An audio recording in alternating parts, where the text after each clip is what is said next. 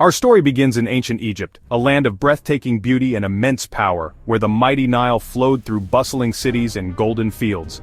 But beneath the grandeur, the Hebrew people lived as slaves, forced to toil under the harsh rule of a fearful Pharaoh who saw them as a threat to his throne. Driven by paranoia, Pharaoh issued a cruel decree. Every Hebrew baby boy was to be torn from his mother's arms and drowned in the Nile, a river that became a symbol of both life and death. In this time of terror and heartbreak, a child was born, Moses, whose very existence defied the king's command and placed his family in grave danger. His parents, Amram and Jochebed, members of the tribe of Levi, could not bear to give up their precious son. Their love for him was stronger than their fear. For 3 long months they hid their baby, muffling every tiny cry, their hearts pounding with every footstep outside, living each day in constant dread of discovery. But as Moses grew, his cries grew louder, and his parents knew the walls could no longer protect him. A baby cannot be hidden forever. Jochebed, desperate yet filled with hope, began to weave a plan as carefully as she wove the reeds of a basket, determined to give her son a chance at life. She would place her trust in a power greater than Pharaoh, and look to the very river meant for death as a path to salvation, believing that hope could float where fear could not. With trembling hands, she crafted a small basket, a vessel of hope and love, preparing to entrust her son to the unknown currents of fate. It was a mother's act of faith, a final embrace and a tearful goodbye in a world where hope seemed all but lost. The family's courage was a quiet, steadfast rebellion against the cruelty of an empire, a silent stand for love in the face of oppression. Moses' story began not with royal privilege or power, but with the fierce defiance of love, a love willing to risk everything. In the darkness of oppression, a single act of hope flickered like a lamp in the night, setting the stage for a deliverance no one could have imagined. The river that had claimed so many innocent lives would now carry a child destined to change the fate of a nation and the course of history.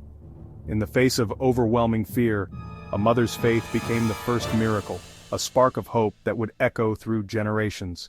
And so, Moses' journey began, hidden from the world, yet chosen for a destiny greater than anyone could have foreseen. Jochebed wove a basket from papyrus reeds, sealing it with pitch to keep out the Nile's waters. She placed her baby inside, setting him among the reeds at the river's edge.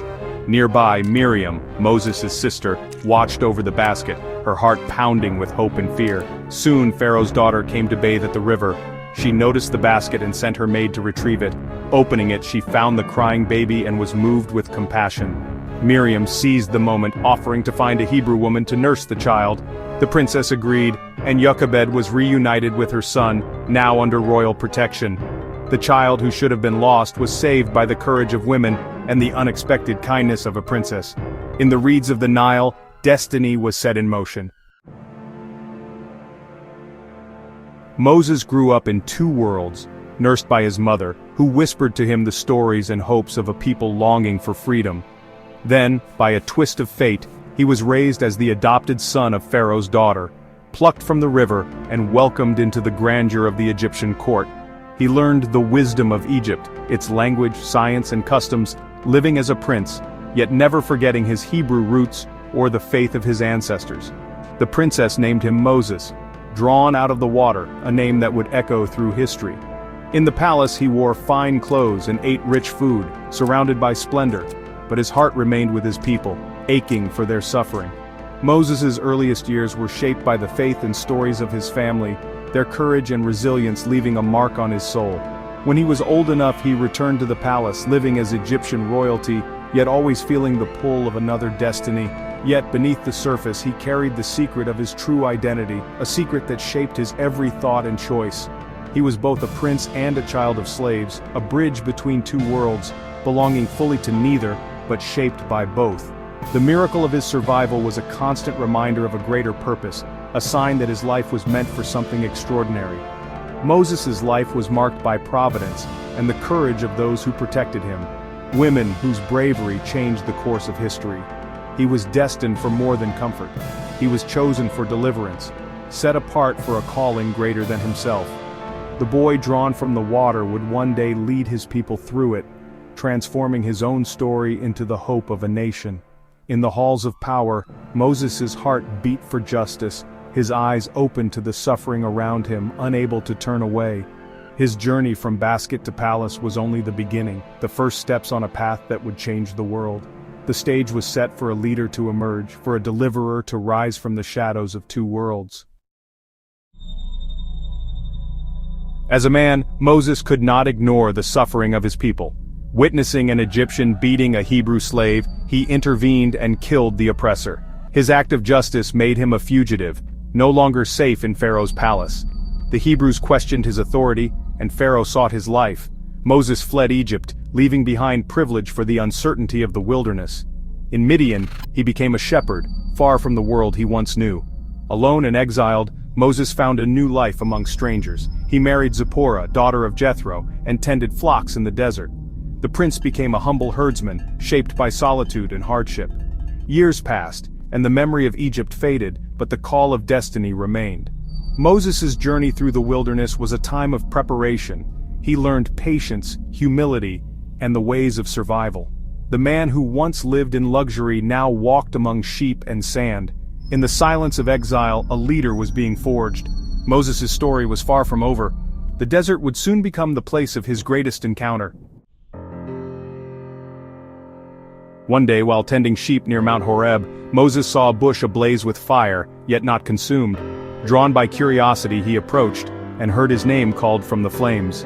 God spoke, "Take off your sandals, for you stand on holy ground." Moses hid his face, awed and afraid. God revealed himself as the God of Abraham, Isaac, and Jacob. He declared he had seen the suffering of his people in Egypt and would deliver them. Moses was chosen to confront Pharaoh and lead the Israelites to freedom.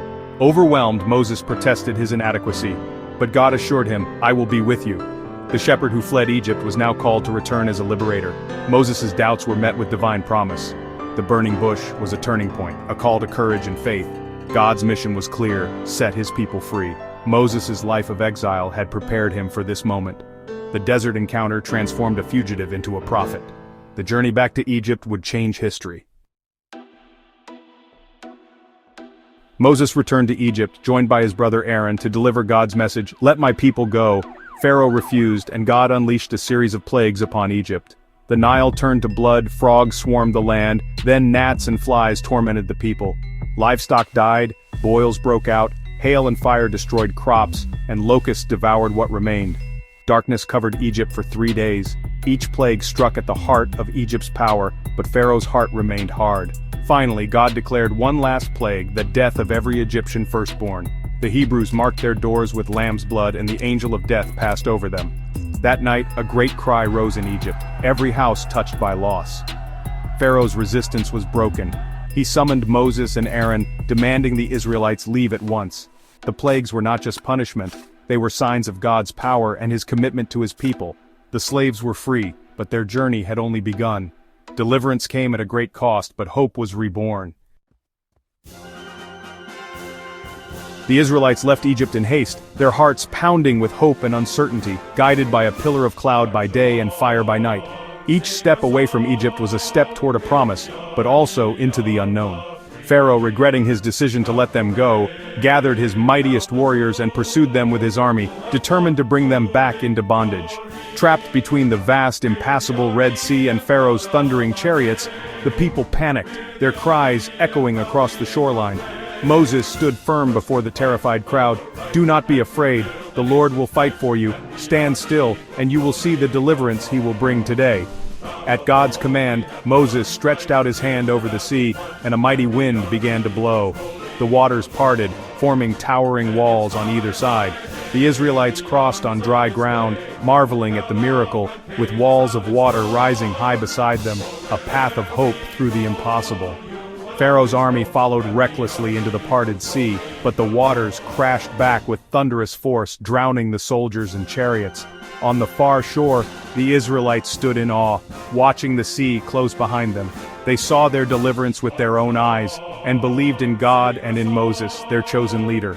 The path through the sea became the enduring symbol of their freedom, a miracle remembered for generations.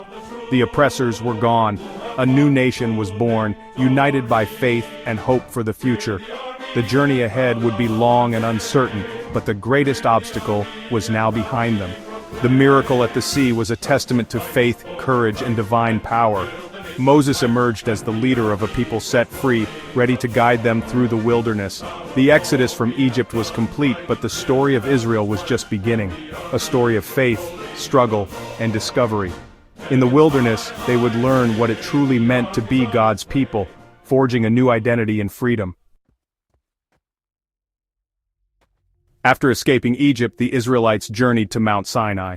There, God called Moses up the mountain amid thunder, lightning, and smoke. The people waited below, awed and fearful. God spoke the 10 Commandments, laying the foundation for a new society. These laws defined their relationship with God and with each other. Moses received the commandments on stone tablets, a covenant between God and his people.